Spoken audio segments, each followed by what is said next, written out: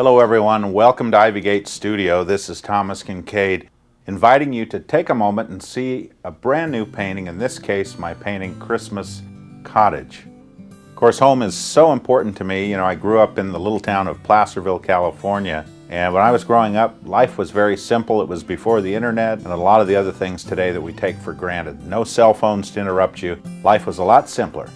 But life was also challenging for the family that I lived in, because my parents broke up when I was about 5 years old. It was a single-parent home back in a day when that was much less common, especially in small-town America. So my mom struggled to make ends meet, and as she did, she encountered all kinds of miracles along the way. She took time to always remind us kids that you see God's hand in the little miracles every day.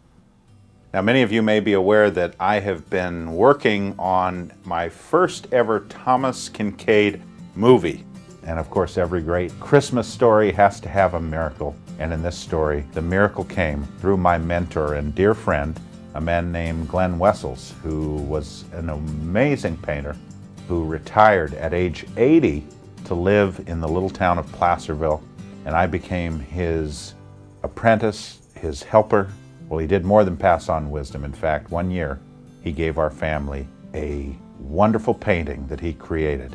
And this painting became the tool that God used to help our family save our home.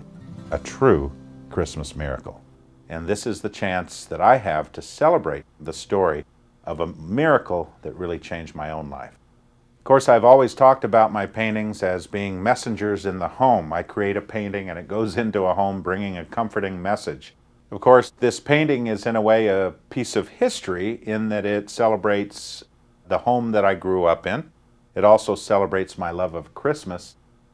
But this is also the very painting that was featured in the closing scenes in that movie. At the very end, we see the artist, myself, at work on a painting that comes to life in the final scene as the actual camera takes us to the cottage that the painting was based on.